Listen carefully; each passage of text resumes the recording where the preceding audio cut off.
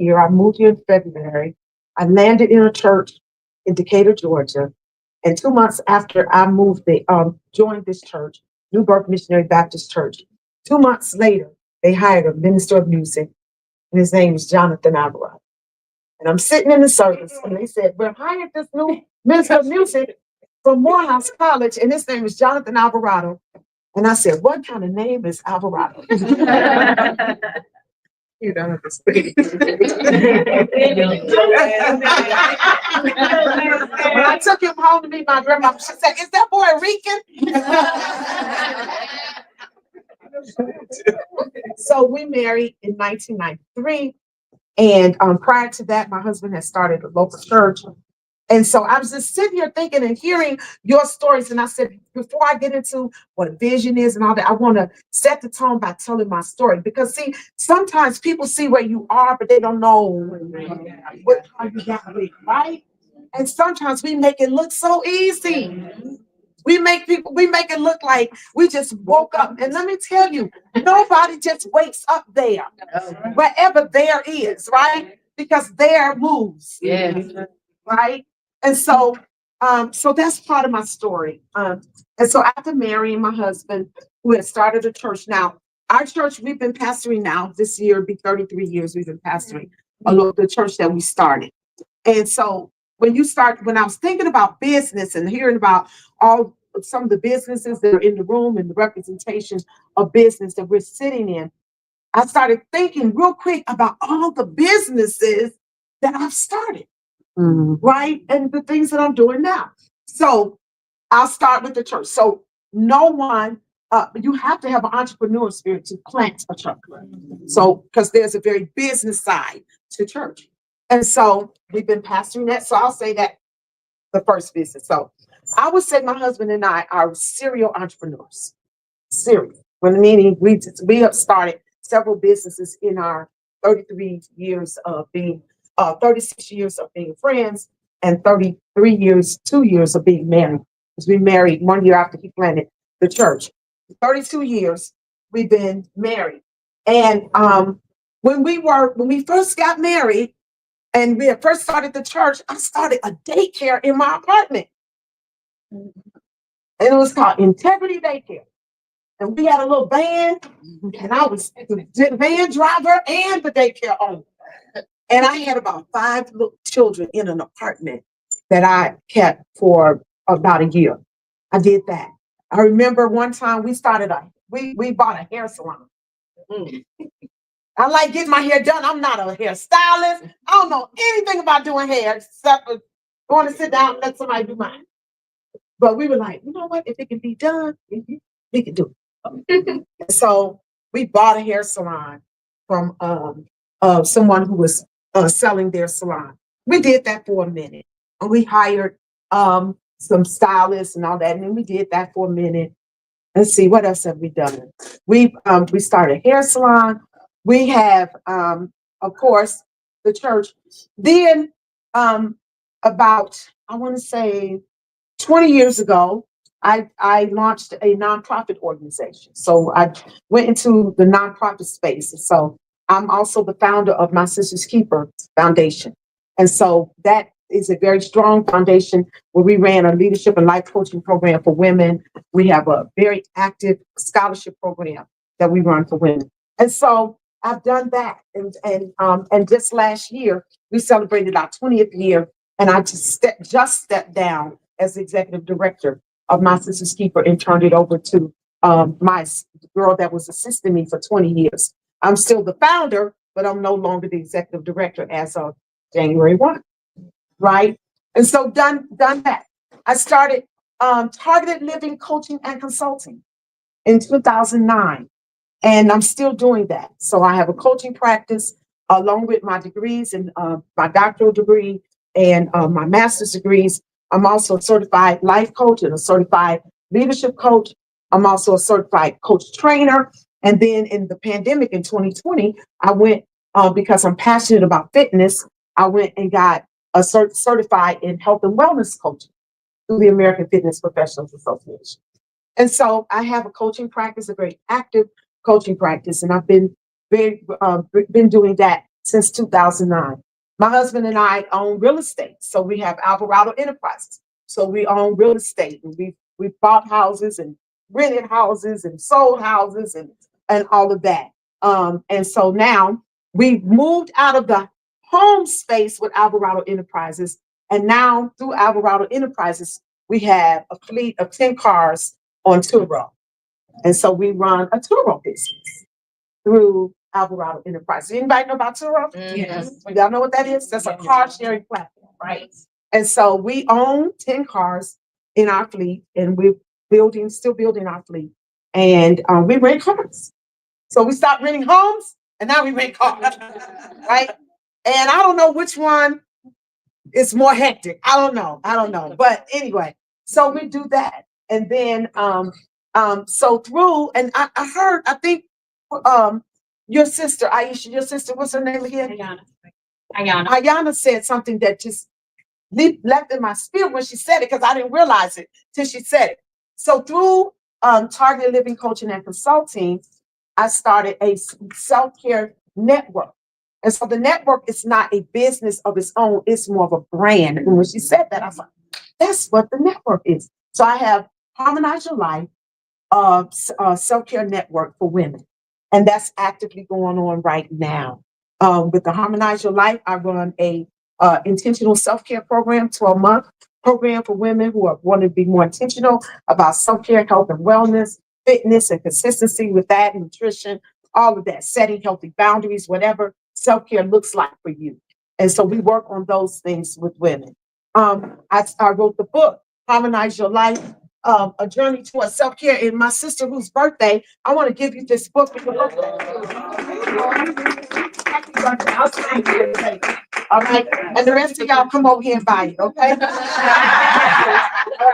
So I started the self-care network. I wrote the book in 2017 or 18, I think 2018, I wrote the book. The year before that, in 2017, I started a retreat, a self-care retreat for women. And I started with 5 women at the Stone Mountain Park, where I regularly climb the mountain there. So I started at the Evergreen. 5 women met me for a self-care retreat. I put it out there, and here I am. I'm a pastor of, at that time, thousands of people. And I said, I'm having this self-care retreat, and only 5 women showed up. Now I could have been discouraged. Well, I'll say I was a little discouraged, but I kept on doing it. And so it's incrementally, it's grown. In 2020, was it? When did we go to Aruba? 2021. I started taking the self-care retreat out of the country, and it has grown exponentially.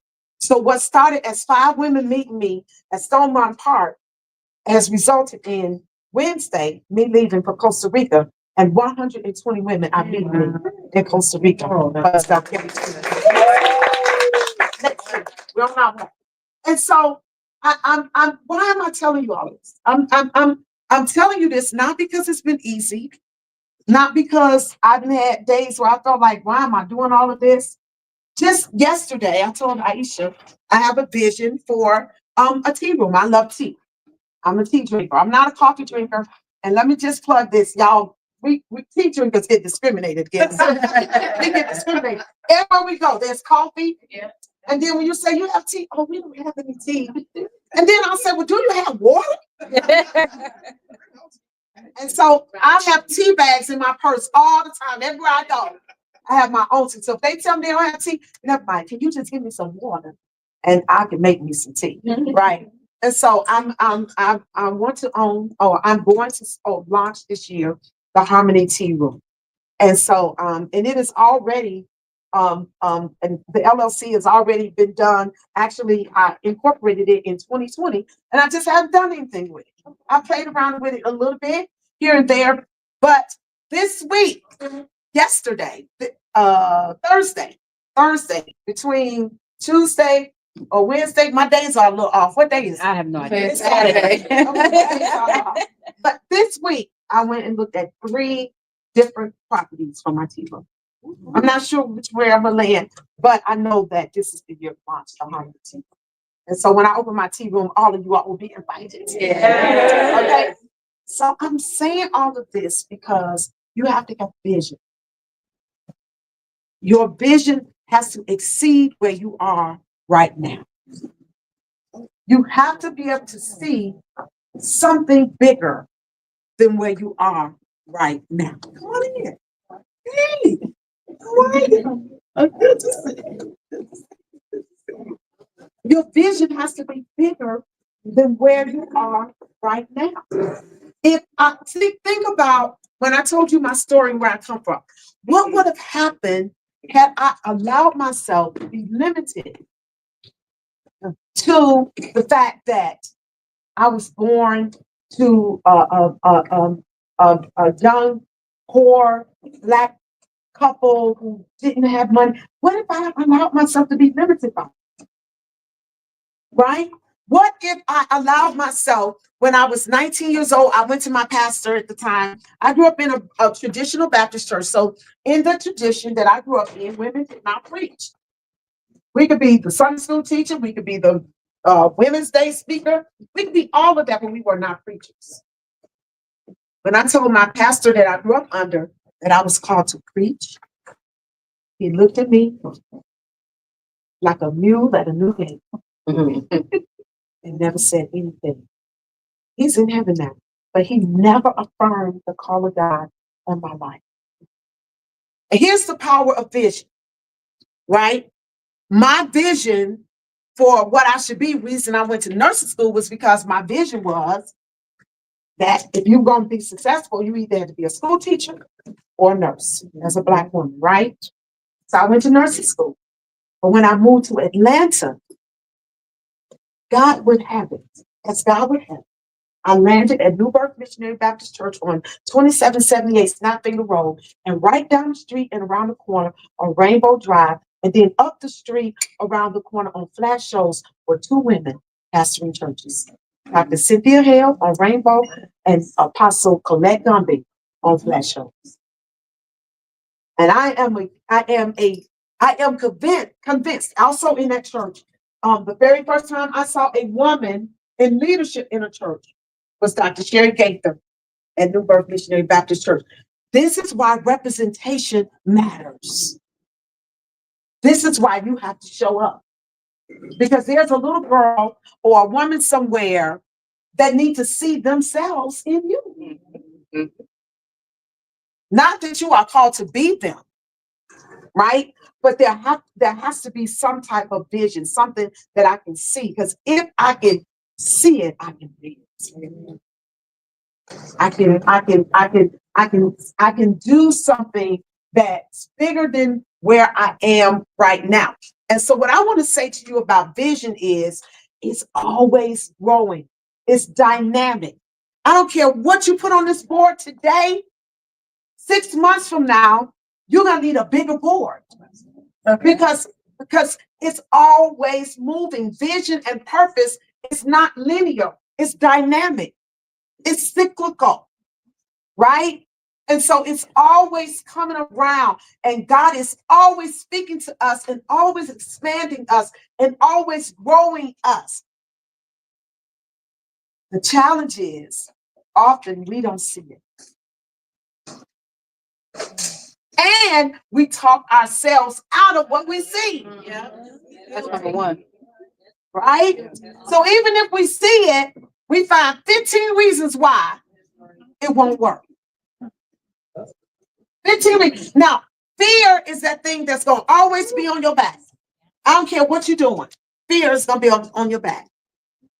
I was writing the other day, and I was writing in my journal, and I said, Lord, now you sure? Is this the year? Now I incorporate this tea room in 2020. And then the pandemic hit, right?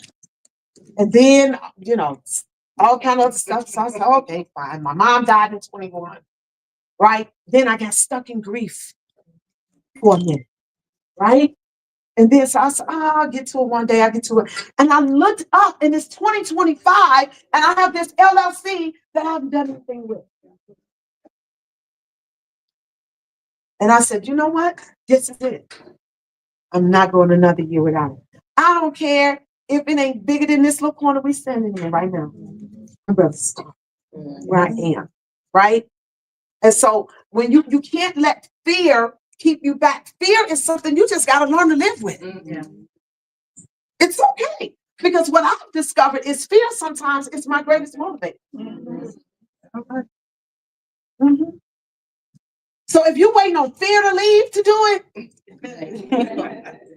fear's not going anywhere. So you got to do it scared. Everybody say, do it scared. Do it scared. Do it. Do it. Here's the other thing about vision. Vision provides for us clarity and direction. Clarity and direction. We need clarity sometimes because when we have vision, it's nothing like, when I'm at the age now that when I get up in the morning, I have to sit on the side of the bed till everything gets like, I'm at that age, right? It's okay. It's all right. But I get on up. I might not get up as fast, but I'm up. Right? And so, but when you first get up, it might not be clear. But if you just sit there for a moment, things become right. And so vision provides clarity and direction. It helps us know where we should be going, and more importantly, where should I not be going? Where should I not be going? That's the thing about values and purpose. It's not just important to know what I should be doing, but it's also important to know what shouldn't I be doing. And maybe I should do it, but is this the time to do it? Or is this the people to do it? Here's when you know you're in the sweet spot. When you're doing the right thing at the right time with the right people. That's when you know you're in the sweet spot, right?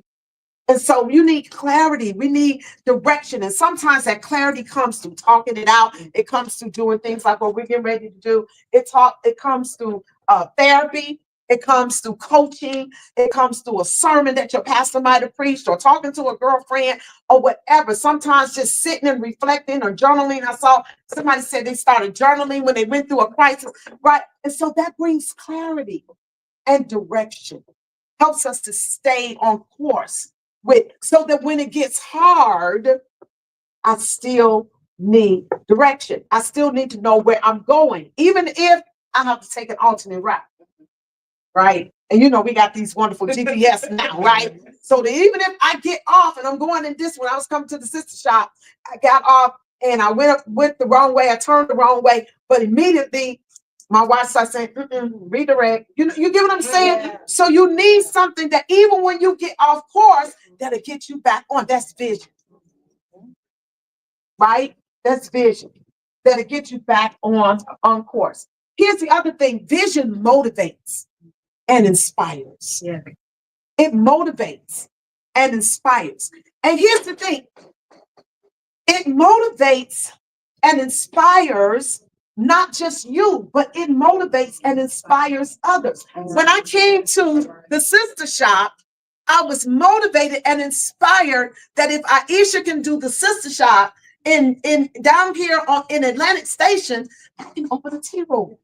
You see what I'm saying? It motivates and inspires. It inspires people that you've written a book. It inspires that you have a journal business or candle business or a greeting card, whatever it is you're doing. It inspires. And then it aligns, it gets you, vision also aligns you with appropriate actions and goals. It aligns us with appropriate actions and goals. So there ought to be some type of, when we get the vision, then we got to parse it out. Now I know about SMART goals, specific, measurable, attainable, realistic, and time, right? Any coach know about the SMART goals, right? If you've been in any session about goal setting, you know SMART goals, right? So you got to be able to parse it out. What do I do first? Actions, right? You got to be doing something. You got to be if it's research, that's action. If it's talking to someone, that's action. If it's getting in your car, driving around, just looking at buildings, that's action, right? If it's applying for the loan or whatever you got to do, if it's paying off your debt, it's action. If it's getting up, going to the gym, climbing Stone Mountain, whatever you got to do, it's action, right? Because nothing's going to happen just because I sit and think about it if I don't have corresponding actions, right? So aligns with actions and goals. It encourages resilience. You have to be resilient because life will knock you down. Life will knock you down. And it has nothing to do with your degrees, where you went to school. It doesn't have anything to do whether or not you're a Christian, a Buddhist, or Hindu. It doesn't matter. It's called, like the young folks saying, like the life be like it. Right? So and you gotta have strong vision, resilient, optimistic that says, okay, even if I suffer a setback, I can get up again. Yes. It's not the end. Failure is not final. Failure is written in pencil. High vibration. Yeah. Yeah.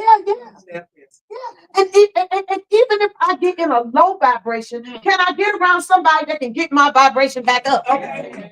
You see what I'm saying? Because life happens and it knocks us down. That's just the truth. To the ground. Right? It knocks you down. Right? But you got to see the bigger picture, right? And so you got to be resilient. You got to be able to get up and do it. And resilience is a way to build strength. So I lift weights regularly, 5 days a week with my trainer. I lift weights. And when he gives me a weight that I think I can't handle, right? And sometimes he'll give me a weight. You can, and he told me the other day, he said, you playing, right? Because you know you can lift more than that. And I was like, look, I'm tired. I don't feel like doing this, right? And he would go and get me a larger weight. The very weight that I think that I can't handle, all it takes is about 2 or 3 reps. And next thing you know, I can't lift it. I can't lift it.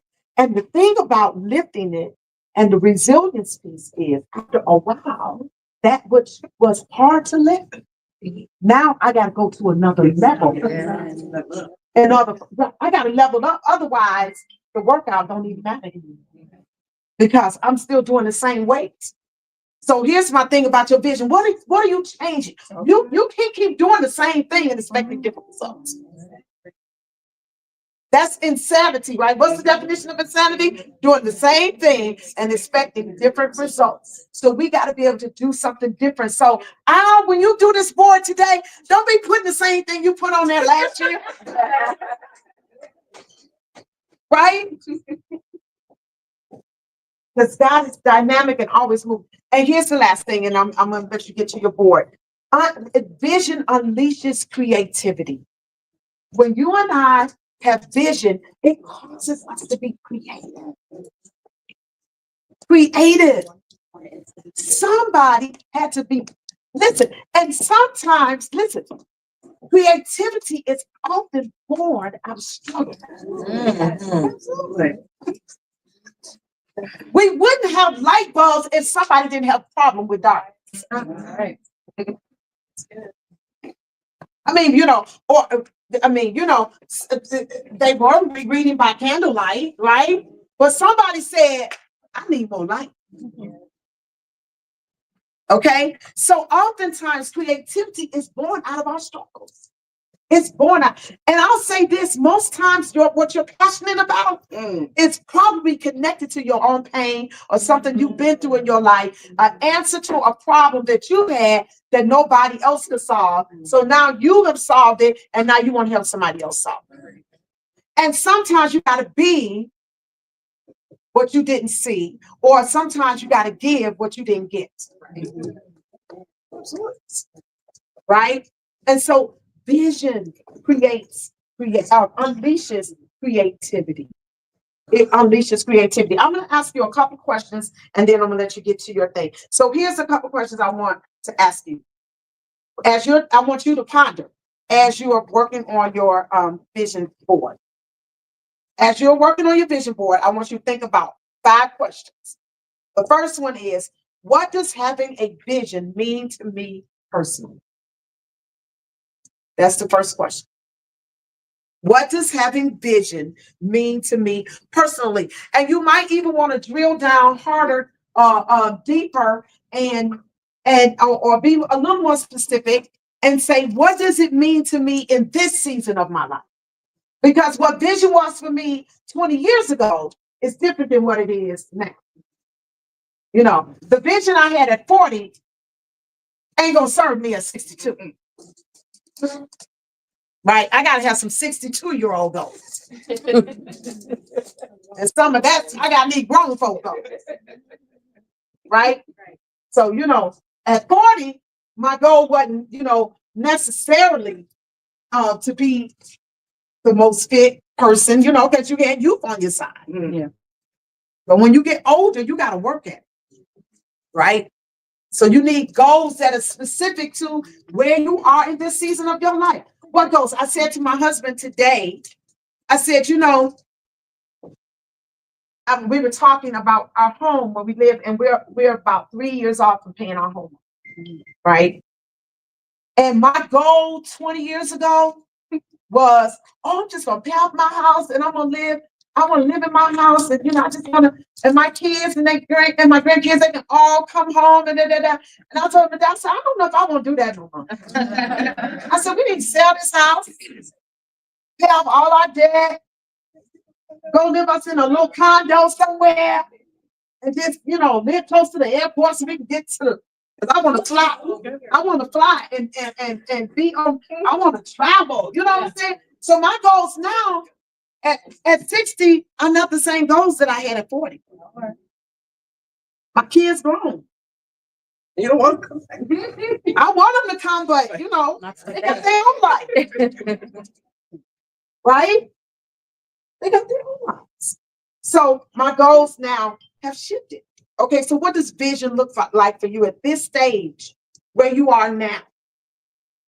Secondly, can you think of a time where having a clear vision helped you achieve a goal?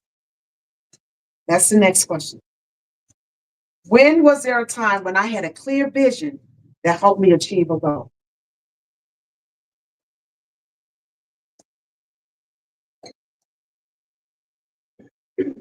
What specific area in your life right now, ask yourself this, what specific area in my life right now needs the most vision?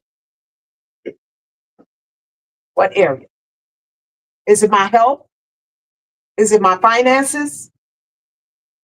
Is it relationships? Is it career, education?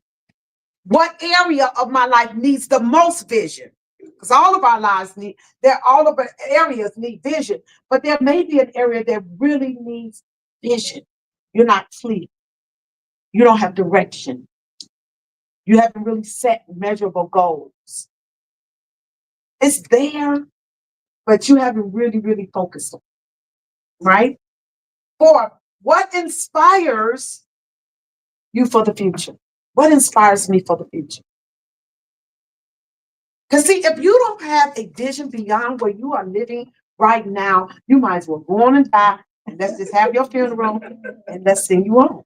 And I said to my daughter. If you have no vision for tomorrow or next week or next month, that's what gets us up in the morning, y'all.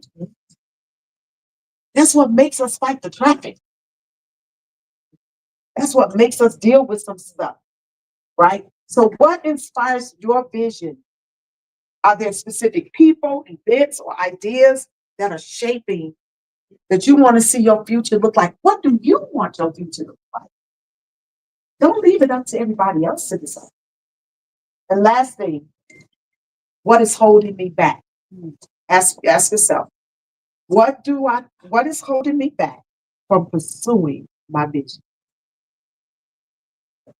And the second part of that question is, how can I overcome these obstacles? What is holding me back? And how can I overcome it?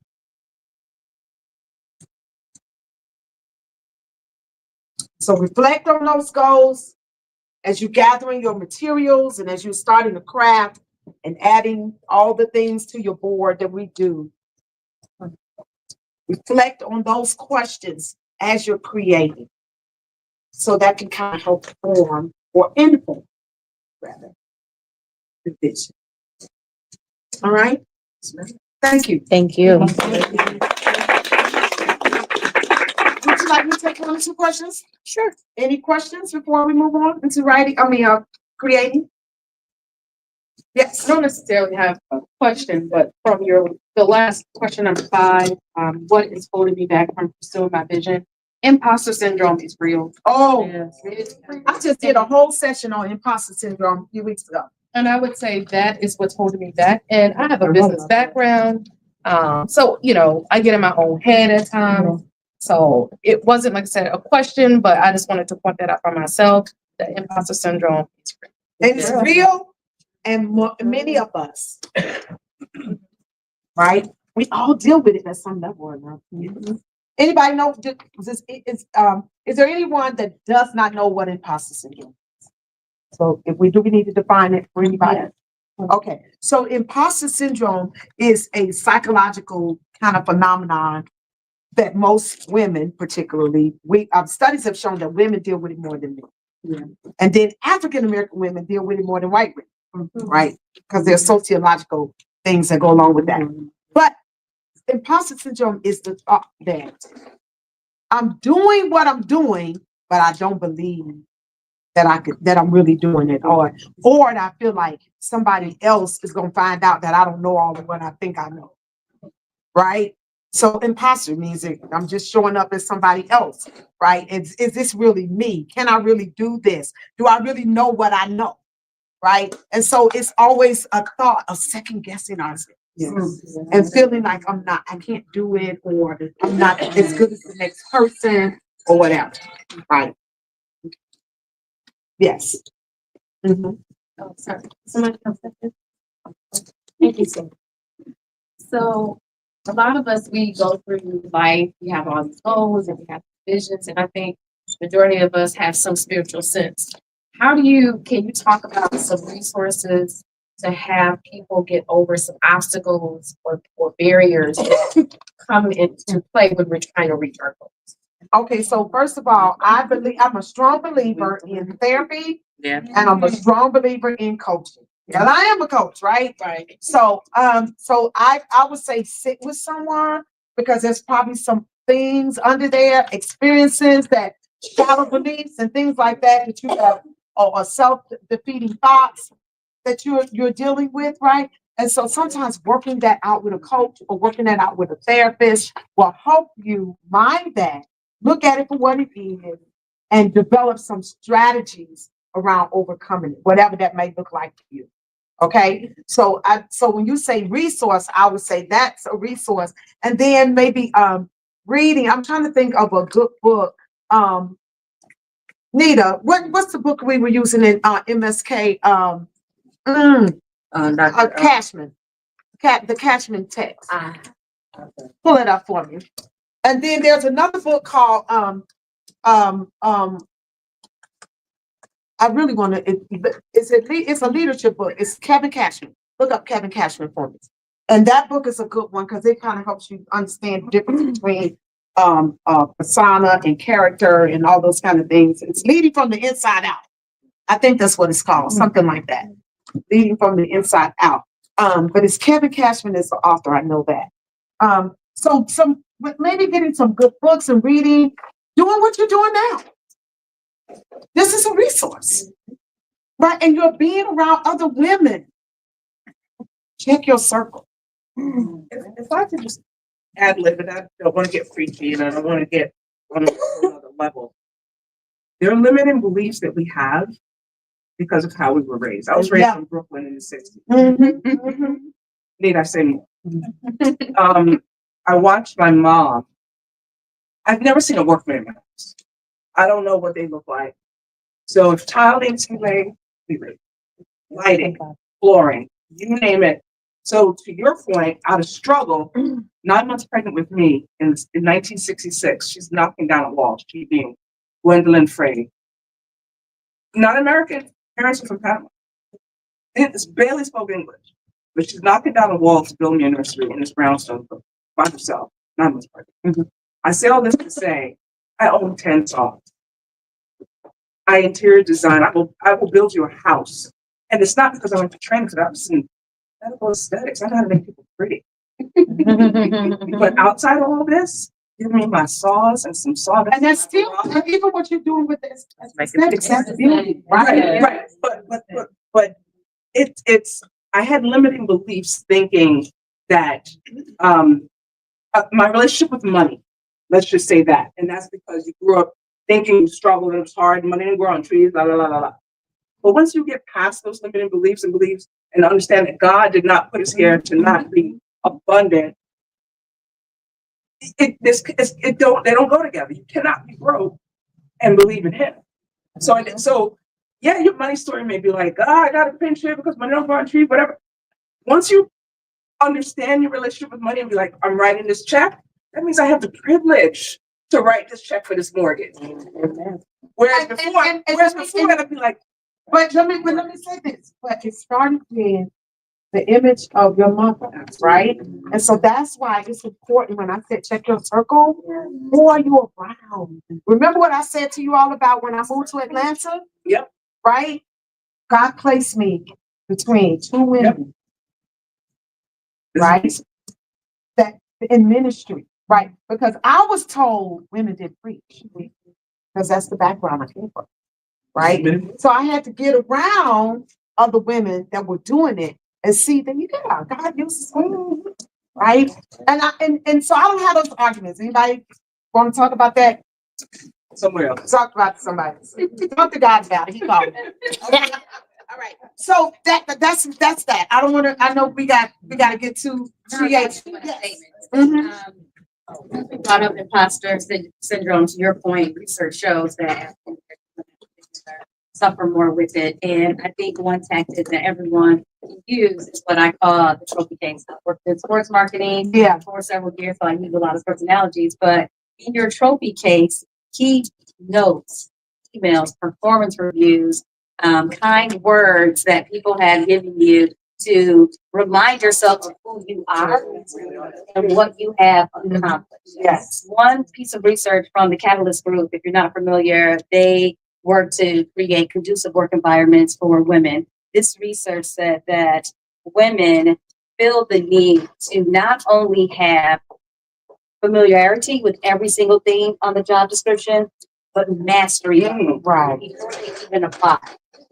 And men, in particular white men, just want the job. Right. They just believe. And they'll apply. And get it. And get it. That was one job that they used in this research. 93% of the women would answer that they would not apply for that job because they were not at mastery level. That means that a lot of those women had worked in those areas in the job description, but were not at mastery level. Meanwhile, an overwhelming number of the men didn't even have a quarter of the credentials, but they were all applying because they believe. And so I believe that it is powerful to see, to hear, to touch, and to feel. So I encourage you to start your trophy case. So when you do have that moment of doubt, you can go in and say, oh yeah, that 4.5 out of 5. Oh yeah, my direct report told me I was her best manager ever. Oh yeah, I did that. And Yes. you see how we all started with a story today? Remember I said story is power. Don't ever forget your story. And where you came from, because there's power in it, and that's what those real trophies are in those stories. Thank you for sharing. Thank you. Aisha? Yes. Thank you, Dr. Toni. One more time, let us thank.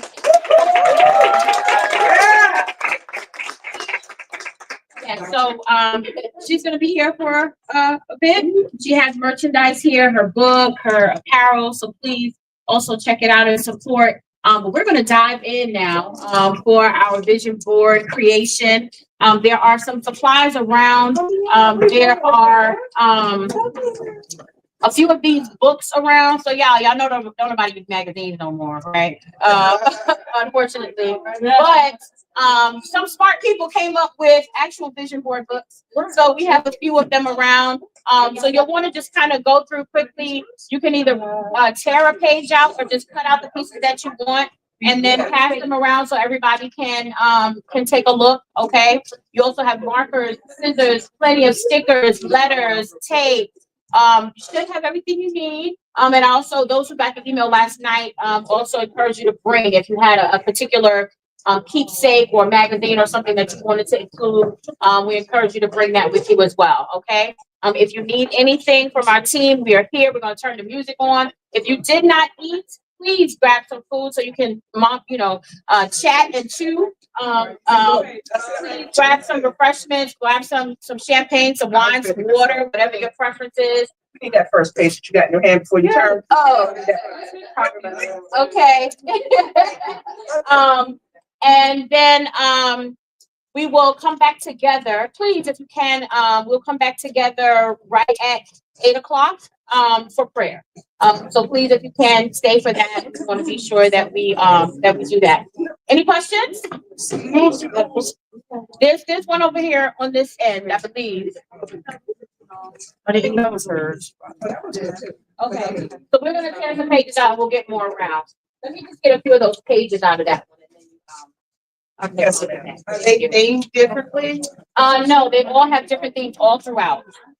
Yeah, everything has different themes. Yeah.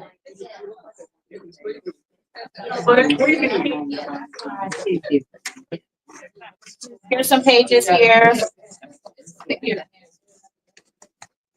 And then,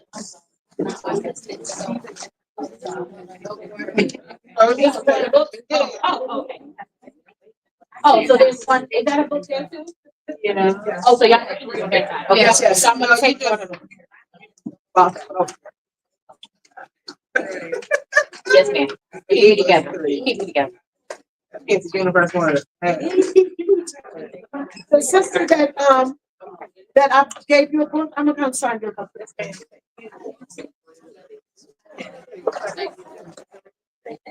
So when you said, it don't have like, right, don't even know what a life started. Over there, like, give me that drill.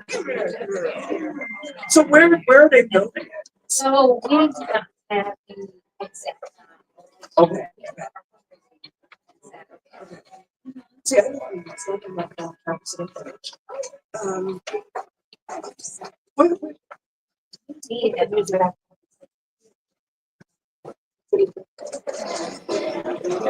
She's like, don't make fun of me. I brought it.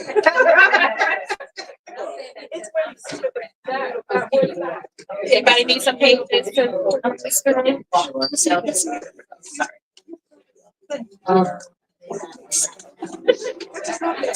It's okay.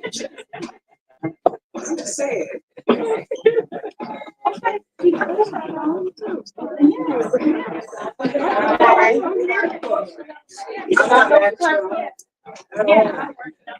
Think about those questions, Esther. Exactly.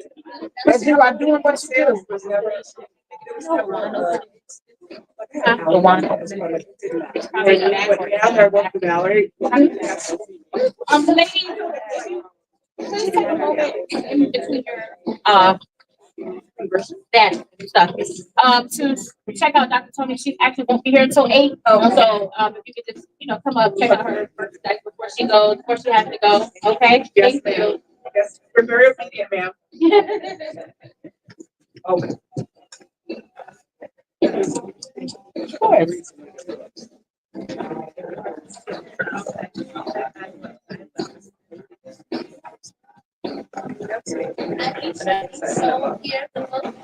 No, Amazon. I didn't even know they were a thing. Uh-huh.